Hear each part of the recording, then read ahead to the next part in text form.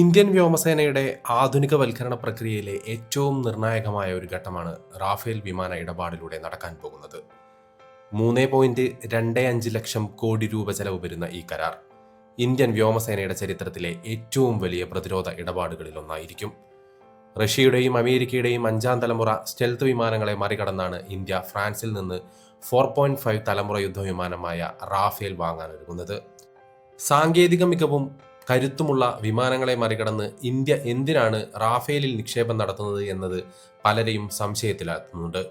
US-ൽ നിന്ന് F-35 എന്ന 5ാം തലമുറ യുദ്ധവിമാനം വാങ്ങുന്നത് വേണ്ട എന്ന് വെക്കുന്നതിൽ പലർക്കും ദഹിക്കുന്ന തീരുമാനമാണത്. എന്നാൽ Su-57E എന്ന 5ാം തലമുറ യുദ്ധവിമാനം പ്രത്യേകിച്ച് ഇന്ത്യയിൽ നിർമ്മിക്കാനും സാങ്കേതിക വിദ്യകൾ കൈമാറാനും റഷ്യ ഒരുക്കമായിരുന്നിട്ടും എന്തിന് റാഫേൽ തിരഞ്ഞെടുത്തു? അതൊരു വലിയ ചോദ്യമാണ്. ഇന്ത്യയെ സംബന്ധിച്ചിടത്തോളം ഈ തീരുമാനത്തിന് പലവിധ മാനങ്ങളും കാരണങ്ങളുമുണ്ട്. ഇന്ത്യ എന്തിന് 4.5 തലമുറയിൽപ്പെട്ട റാഫേലിനെ ആശ്രയിച്ചു എന്നത് ആഗോള പ്രതിരോധ വിദഗ്ധർക്കിടയിൽ വലിയ ചർച്ചകൾക്ക് വഴിതെളിയിച്ചിട്ടുണ്ട്. ഈ തീരുമാനം കേവലം ഒരു യുദ്ധവിമാനത്തിന്റെ സാങ്കേതികതയെ മാത്രം അടിസ്ഥാനമാക്കിയുള്ളതല്ല, മറിച്ച് ഇന്ത്യയുടെ തന്ത്രപരമായ സ്വയംഭരണം, ഭൗമരാഷ്ട്രീയം, സാമ്പത്തിക യാഥാർത്ഥ്യങ്ങൾ, ദീർഘകാല വ്യാവസായിക ലക്ഷ്യങ്ങൾ എന്നിവയുടെ സങ്കീർണമായ സംയോജനമാണ്. ചൈന, പാകിസ്ഥാൻ എന്നീ അയൽ രാജ്യങ്ങളിൽ നിന്നുള്ള ഭീഷണികളെ ഫലപ്രദമായി നേരിടാനും റാഫേൽ എങ്ങനെ തന്ത്രപരമായ ഒരു തീരുമാനമായി മാറുന്നു എന്നത് വിശദമായ വിശകലനം അർഹിക്കുന്ന ഒന്നാണ്. ഇന്ത്യൻ വ്യോമസേനയുടെ അംഗീകൃത സ്ക്വാഡ്രൺ ശക്തി 42 എന്നാൽ നിലവിൽ ഇത് 29 മുതൽ 31 വരെയായി കുറഞ്ഞിരിക്കുന്നു. പഴയ സോവിയറ്റ് കാലഘട്ടത്തിലെ MiG-21, MiG-27 വിമാനങ്ങൾ വിരമിച്ചതോടെ ഉണ്ടായ ഈ വിടവ് ഇന്ത്യയുടെ പ്രതിരോധ സുരക്ഷയിൽ വലിയ വെല്ലുവിളിയാണ് സൃഷ്ടിക്കുന്നത്. ഈ പ്രതിസന്ധി പരിഹരിക്കാൻ medium multi role compact aircraft ടെൻഡറിലൂടെ 126 വിമാനങ്ങൾ വാങ്ങാൻ 2007-ൽ പദ്ധതിയിട്ടിരുന്നുവെങ്കിലും സാങ്കേതിക കൈമാറ്റത്തെയും നിർമ്മിക്കുന്ന വിമാനങ്ങളുടെ ഉത്തരവാദിത്തത്തെയും ചൊല്ലിയുള്ള തർക്കങ്ങൾ മൂലം അത് പരാജയപ്പെട്ടു. തുടർന്നാണ് 2016-ൽ 36 റാഫേൽ വിമാനങ്ങൾ നേരിട്ട് വാങ്ങാൻ ഇന്ത്യ തീരുമാനിച്ചത്. സ്റ്റെൽത്ത് വിമാനങ്ങൾ മികച്ച സാങ്കേതിക വിദ്യ വാഗ്ദാനം ചെയ്യുന്നുണ്ടെങ്കിലും അവയുടെ വികസനത്തിലെ കാലതാമസവും പ്രവർത്തനക്ഷമതയിലെ അനിശ്ചിതത്വവും ഇന്ത്യയെ കൂടുതൽ വിശ്വസനീയമായ ഒരു പ്ലാറ്റ്ഫോം തേടാൻ പ്രേരിപ്പിച്ചു.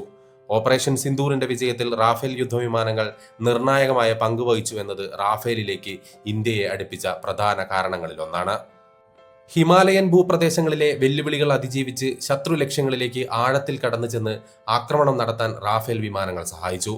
റാഫേലിന്റെ അത്യാധുനികമായ ഇലക്ട്രോണിക് വാർഫെയർ ശേഷി ശത്രുക്കളുടെ റഡാറുകളെയും മറ്റും നിഷ്പ്രഭമാക്കാൻ സഹായിച്ചു. കടുത്ത പോരാട്ടം നടന്ന സാഹചര്യങ്ങളിൽ റാഫേലിന്റെ ഏവിയോണിക്സ്, സെൻസർ ഫ്യൂഷൻ ആയുധങ്ങൾ എന്നിവ മികച്ച പ്രകടനം തന്നെ കാഴ്ചവെച്ചു. ഇതിന്റെ ഫലപ്രാപ്തിയിൽ ഇന്ത്യൻ വ്യോമസേന അതീവ സംതൃപ്തരായിരുന്നു. S-400 മിസൈലുകൾ പ്രതിരോധം ഉറപ്പാക്കിയപ്പോൾ റാഫേൽ വിമാനങ്ങൾ വ്യോമാധിപത്യം സ്ഥാപിക്കുന്നതിനായി ആക്രമണ ദൗത്യങ്ങൾ ഏറ്റെടുത്തു. ഇത് വ്യോമസേനയുടെ പ്രതിരോധ ഭാരം കുറയ്ക്കാൻ സഹായിച്ചു. ഇത് മാത്രമല്ല റാഫേലിനെ തിരഞ്ഞെടുക്കാനുള്ള കാരണം. US വാഗ്ദാനം ചെയ്ത F-35 പോലുള്ള വിമാനങ്ങൾ ഇന്ത്യയുടെ നിലവിലുള്ള വിമാന വ്യൂഹവുമായി സംയോജിപ്പിക്കാൻ പ്രയാസമാണ്. കൂടാതെ വ്യോമസേനയുടെ അടിയന്തര ആവശ്യങ്ങൾക്ക് വേഗത്തിൽ ലഭ്യമാകുന്ന ഒരു വിമാനം എന്ന നിലയിൽ റാഫേൽ മുൻപന്തിയിൽ നിന്നു. സ്റ്റെൽത്ത് വിമാനമായ F-35 ഇന്ത്യക്ക് വാഗ്ദാനം ചെയ്യപ്പെട്ടിരുന്നുവെങ്കിലും അത് സ്വീകരിക്കുന്നതിൽ ഇന്ത്യക്ക് നിരവധി തടസ്സങ്ങളുണ്ടായിരുന്നു. അതിൽ പ്രധാനമായത് ഇന്ത്യ റഷ്യയിൽ നിന്ന് വാങ്ങിയ S-400 മിസൈൽ പ്രതിരോധ സംവിധാനമാണ്. S-400 സിസ്റ്റം ഉപയോഗിക്കുന്ന ഒരു രാജ്യം F-35 പ്രവർത്തിപ്പിക്കുന്നത് അമേരിക്കയുടെ ഏറ്റവും രഹസ്യ സ്വഭാവമുള്ള സ്റ്റെൽത്ത് സാങ്കേതിക വിദ്യ റഷ്യൻ റഡാറുകൾക്ക് മുന്നിൽ തുറന്നു കാട്ടപ്പെടുമെന്ന ആശങ്ക പെന്റഗണിനുണ്ട്. തുർക്കിയെ F-35 പ്രോഗ്രാമിൽ നിന്ന് പുറത്താക്കിയതിന്റെ പ്രധാന കാരണം അവർ S-400 വാങ്ങിയതായിരുന്നു. ഇന്ത്യയെ സംബന്ധിച്ചിടത്തോളം സൈനിക വിതരണ ശൃംഖലയിൽ റഷ്യയ്ക്ക് വലിയ പങ്കുണ്ട്. ദശാബ്ദങ്ങളായി ഇന്ത്യ റഷ്യൻ ആയുധങ്ങളെയാണ് പ്രധാനമായും ആശ്രയിക്കുന്നത്. അമേരിക്കൻ വിമാനങ്ങളിലേക്ക് പൂർണ്ണമായും മാറുന്നത് ഇന്ത്യയുടെ തന്ത്രപരമായ സ്വയംഭരണത്തെ ബാധിച്ചേക്കാം. F-35 വിമാനങ്ങളുടെ സോഫ്റ്റ്വെയർ നിയന്ത്രണം പൂർണ്ണമായും അമേരിക്കയുടെ കൈവശമാണ്. യുദ്ധസമയത്ത് ഇന്ത്യയുടെ ശത്രു രാജ്യങ്ങൾ അമേരിക്കയുടെ സുഹൃത്തുക്കളാണെങ്കിൽ ഈ വിമാനങ്ങളുടെ പ്രവർത്തനം പരിമിതപ്പെടുത്താൻ അമേരിക്കയ്ക്ക് സാധിക്കും. F-35 മാത്രമല്ല, ഒരു യുദ്ധവിമാനങ്ങളുടെയും സോഴ്സ് കോഡ് ഇന്ത്യക്ക് നൽകാൻ അമേരിക്ക തയ്യാറല്ല എന്നതും ഇന്ത്യയുടെ സ്വന്തം മിസൈലുകൾ F-35-ൽ ഘടിപ്പിക്കാൻ കഴിയില്ല എന്നതും പ്രധാന പോരായ്മയായി വിലയിരുത്തപ്പെടുന്നു. കൂടാതെ F-35ന്റെ പ്രവർത്തന ചെലവ് വളരെ കൂടുതലാണ്. 1 മണിക്കൂർ പറക്കാൻ ഇതിന് ഏകദേശം $35,000 ചെലവാകുമ്പോൾ റാഫേലിന് ഇത് $20,000 മാത്രമേ ആകുന്നുള്ളൂ. ഇനി റഷ്യൻ വിമാനമായ Su-57Eയുടെ കാര്യം നോക്കാം. റഷ്യയുമായുള്ള പ്രതിരോധ ഇടപാടുകൾ ഇന്ത്യക്കെതിരെ US ഉപരോധം ക്ഷണിച്ചു വരുത്താനിടയാക്കും, പ്രത്യേകിച്ച് റഷ്യ യുക്രൈൻ യുദ്ധം അവസാനിക്കാതെ തുടരുന്ന സാഹചര്യത്തിൽ. S-400 വാങ്ങിയ സമയത്ത് ഇന്ത്യക്കെതിരെ US നിയമപ്രകാരമുള്ള ഉപരോധ ഭീഷണി ഉയർത്തിയിരുന്നുവെങ്കിലും നയതന്ത്ര നീക്കത്തിലൂടെ അതിൽ നിന്ന് ഇന്ത്യ തന്ത്രപരമായി ഒഴിവായി. എന്നാൽ അന്നത്തേതുപോലുള്ള സാഹചര്യമല്ല നിലവിലുള്ളത്. അതും ഇന്ത്യയെ ഒരുപക്ഷെ ചിന്തിപ്പിച്ചിരിക്കാം. Su-57 കച്ചവടവുമായി ബന്ധപ്പെട്ട് മോഹന വാഗ്ദാനങ്ങളാണ് റഷ്യ ഇന്ത്യക്ക് മുന്നിൽ വെച്ചത്. എന്നാൽ ഇതേ യുദ്ധവിമാന വികസനത്തിൽ മുമ്പ് റഷ്യയുടെ പങ്കാളിയായിരുന്നുവെന്നത് ഇന്ത്യ മറന്നിട്ടില്ല. അന്ന് റഷ്യ ചെയ്ത കാര്യങ്ങൾ ഇന്ത്യയെ സംബന്ധിച്ചിടത്തോളം അതൃപ്തിയുണ്ടാക്കുന്നവയാണ്. റഷ്യയുമായുള്ള 5ാം തലമുറ യുദ്ധവിമാന പദ്ധതിയിൽ നിന്ന് ഇന്ത്യ 2018 പിന്മാറിയത് Su-57 വിമാനത്തിന്റെ വികസനത്തിലെ പോരായ്മകൾ മൂലമാണ്.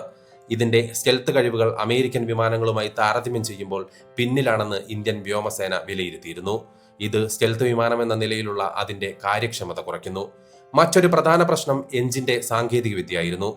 Su-57 ഉപയോഗിക്കുന്ന എഞ്ചിനുകൾ ഇന്ത്യയുടെ ആവശ്യാനുസരണം നവീകരിക്കാൻ റഷ്യ തയ്യാറായില്ല. കൂടാതെ സാങ്കേതിക കൈമാറ്റത്തിലും സാമ്പത്തിക ചെലവുകൾ പങ്കിടുന്നതിലും ഇന്ത്യയും റഷ്യയും തമ്മിൽ അഭിപ്രായ വ്യത്യാസങ്ങളുണ്ടായിരുന്നു. HAL-ന് നൽകിയ പങ്ക് വളരെ കുറവാണെന്നും ഇന്ത്യയുടെ സാമ്പത്തിക ബാധ്യതയ്ക്കനുസരിച്ചുള്ള സാങ്കേതിക വിജ്ഞാനം ലഭിക്കുന്നില്ലെന്നും ഇന്ത്യ പരാതിപ്പെട്ടു. റഷ്യൻ ആയുധ നിർമ്മാണ മേഖലയിൽ ചൈനീസ് നിർമ്മിത ഭാഗങ്ങൾ ഉപയോഗിക്കുന്നുണ്ടെന്ന റിപ്പോർട്ടുകളും ഇന്ത്യയെ ഈ വിഷയത്തിൽ ചിന്തിപ്പിച്ചു. ഒരു യുദ്ധമുണ്ടായാൽ ചൈന ഈ വിതരണ ശൃംഖല തടസ്സപ്പെടുത്തിയാൽ ഇന്ത്യയുടെ Su-57 വിമാനങ്ങൾ നിശ്ചലമാകും. റഷ്യൻ വ്യവസായ മേഖലയിൽ നിലനിൽക്കുന്ന അഴിമതിയും കരാറുകൾ ലംഘിക്കുന്ന പ്രവണതയും അഡ്മിറൽ ഗോർഷ്കോവ് T-90 ടാങ്കുകൾ എന്നിവയുടെ കാര്യത്തിൽ ഇന്ത്യ അനുഭവിച്ചറിഞ്ഞതാണ്.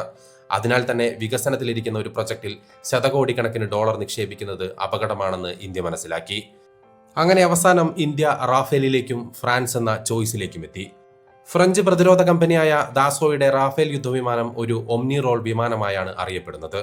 അതായത് ഒരേ സമയം വായുവിൽ നിന്നുള്ള പ്രതിരോധം, കരയിലെ ലക്ഷ്യങ്ങൾ ആക്രമിക്കുക, ആണവ പ്രതിരോധം, കടൽ മാർഗമുള്ള ആക്രമണം എന്നിവ നടത്താൻ ഇതിന് സാധിക്കും. റാഫേലിന്റെ ഡെൽറ്റ വിങ്ങും കനാഡ് സംവിധാനവും ഇതിന് മികച്ച ചടുലതയും നൽകുന്നു. ഹിമാലയൻ അതിർത്തികളിലെ ഉയർന്ന പ്രദേശങ്ങളിൽ നിന്ന് വിമാനം പറന്നുയരാൻ ഈ രൂപകൽപ്പന സഹായിക്കുന്നു. റാഫേലിലെ സ്പെക്ട്ര ഇലക്ട്രോണിക്സ് വാർഫെയർ സിസ്റ്റം ലോകത്തിലെ തന്നെ ഏറ്റവും മികച്ച ഒന്നായാണ് കണക്കാക്കുന്നത്. വിമാനത്തെ റഡാറുകളിൽ നിന്ന് മറയ്ക്കാനും ശത്രുവിന്റെ മിസൈലുകളെ വഴിതിരിച്ചുവിടാനും ഇതിന് സാധിക്കും. പൂർണ്ണമായ സ്റ്റെൽത്ത് അല്ലെങ്കിലും ഈ സാങ്കേതിക വിദ്യ റാഫേലിനെ ശത്രുക്കൾക്ക് കണ്ടെത്താൻ പ്രയാസമുള്ളതാക്കുന്നു. ഓപ്പറേഷൻ സിന്ദൂർ സമയത്ത് പാകിസ്ഥാന്റെ ചൈനീസ് നിർമ്മിത മിസൈലുകളെ നേരിടുന്നതിൽ റാഫേൽ വിജയിച്ചതായി റിപ്പോർട്ടുകളുണ്ട്. റാഫേലിന്റെ ഏറ്റവും വലിയ ഗുണം ഇതിന്റെ സർവീസബിലിറ്റി റേറ്റ് തന്നെയാണ്. ഇതിനർത്ഥം 10 വിമാനങ്ങൾ ഉണ്ടെങ്കിൽ അതിൽ 9 എപ്പോഴും പറക്കാൻ സജ്ജമായിരിക്കും. ഇന്ത്യയുടെ സുഖോയ് 30 വിമാനങ്ങളുടെ സർവീസബിലിറ്റി 50-60% മാത്രമാണ് എന്നതും ഇവിടെ ഓർക്കേണ്ട കാര്യമാണ്. US വിമാനങ്ങളുടെ കാര്യം വരുമ്പോൾ അത് ഇതിലും കുറയും. F-16 യുദ്ധവിമാനങ്ങളുടെ കാര്യത്തിൽ പാകിസ്ഥാൻ അനുഭവിക്കുന്ന പ്രയാസവും ഇതുതന്നെയാണ്. റാഫേലിലെ മോഡുലാർ എഞ്ചിൻ ഡിസൈൻ കാരണം അറ്റകുറ്റപ്പണികൾ വേഗത്തിൽ തീർക്കാൻ സാധിക്കുന്നു. നിലവിൽ അംബാലയിലും ഹാഷിമാരയിലും റാഫേൽ സ്ക്വാഡ്രണുകൾ പ്രവർത്തിക്കുന്നത് ഇന്ത്യക്ക് ഇതിനകം തന്നെ വിമാനത്തിന്റെ പരിപാലനത്തിൽ പരിചയം നൽകിയിട്ടുണ്ട്. റാഫേൽ വിമാനങ്ങളിൽ ഇന്ത്യയുടെ ആവശ്യാനുസരണം 13 പ്രധാന മാറ്റങ്ങൾ വരുത്തിയിട്ടുണ്ട്. ഇവ ഇന്ത്യയുടെ പ്രത്യേക ഭൂപ്രകൃതിക്കും ശത്രു രാജ്യങ്ങളുടെ ഭീഷണികൾക്കും അനുയോജ്യമായ രീതിയിലുള്ളതാണ്. ലഡാക്കിലെ ലേ പോലുള്ള ഉയർന്ന പ്രദേശങ്ങളിൽ കടുത്ത തണുപ്പിൽ പോലും വിമാനം വേഗത്തിൽ പ്രവർത്തിപ്പിക്കാൻ ചെയ്യാൻ ഈ സൗകര്യം സഹായിക്കും. പൈലറ്റിന്റെ തലയുടെ ചലനത്തിനനുസരിച്ച് ലക്ഷ്യസ്ഥാനങ്ങൾ കണ്ടെത്താനും മിസൈലുകൾ തൊടുക്കാനും സഹായിക്കുന്ന ഹെൽമെറ്റ്, ശത്രുവിന്റെ മിസൈൽ ഭീഷണി മുൻകൂട്ടി അറിയാനുള്ള അത്യാധുനിക ഇസ്രായേലി സെൻസറുകൾ, ശത്രുവിന്റെ റഡാറുകളെ പ്രവർത്തനരഹിതമാക്കാനുള്ള സംവിധാന ജാമറുകൾ, ഇന്ത്യൻ ഉപഗ്രഹങ്ങൾ ഉപയോഗിച്ച് ആശയവിനിമയം നടത്താനുള്ള സൗകര്യങ്ങൾ എന്നിവയടക്കമാണ് റഫേൽ ഇന്ത്യക്ക് കിട്ടുന്നത്. ഇത്തരം മാറ്റങ്ങൾ വരുത്തിയ വിമാനങ്ങൾ ലഭിക്കുന്നതോടെ ഇന്ത്യയുടെ വ്യോമ പ്രതിരോധം കൂടുതൽ ശക്തമായി മാറും.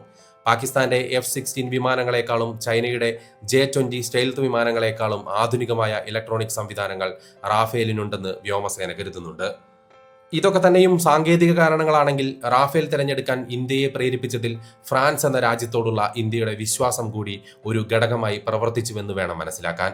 ഫ്രാൻസ് ഇന്ത്യയുടെ ഏറ്റവും വിശ്വസ്തരായ പ്രതിരോധ പങ്കാളികളിലൊന്നാണ്. 1998 ആണവ പരീക്ഷണ സമയത്ത് ഇന്ത്യക്ക് മേൽ ഉപരോധം ഏർപ്പെടുത്താൻ ഫ്രാൻസ് വിസമ്മതിച്ചിരുന്നു. ആയുധങ്ങൾ നൽകുന്നതിനോടൊപ്പം അവയുടെ ഉപയോഗത്തിൽ യാതൊരു നിയന്ത്രണവും ഫ്രാൻസ് ഏർപ്പെടുത്തുന്നില്ല എന്നതാണ് മറ്റൊരു കാരണം. 114 വിമാനങ്ങൾ വാങ്ങുന്നതിനുള്ള MRFA പ്രോഗ്രാമിൽ റാഫേൽ വിമാനങ്ങളിൽ ഭൂരിഭാഗവും ഇന്ത്യയിൽ നിർമ്മിക്കാനാണ് ദസോ ലക്ഷ്യമിടുന്നത്. ഇതിൽ 60% ഭാഗങ്ങളും ഇന്ത്യയിൽ നിർമ്മിക്കുമെന്ന് അവർ ഉറപ്പു നൽകുന്നു. ഇത് ഇന്ത്യയുടെ വ്യോമയാന മേഖലയിൽ വലിയ കുതിച്ചുചാട്ടമുണ്ടാക്കും. ടാറ്റ, റിലയൻസ് തുടങ്ങിയ സ്വകാര്യ കമ്പനികളുടെയും ഈ നിർമ്മാണ പ്രക്രിയയിൽ ഉൾപ്പെടുത്താൻ വ്യോമസേന താൽപ്പര്യപ്പെടുന്നു.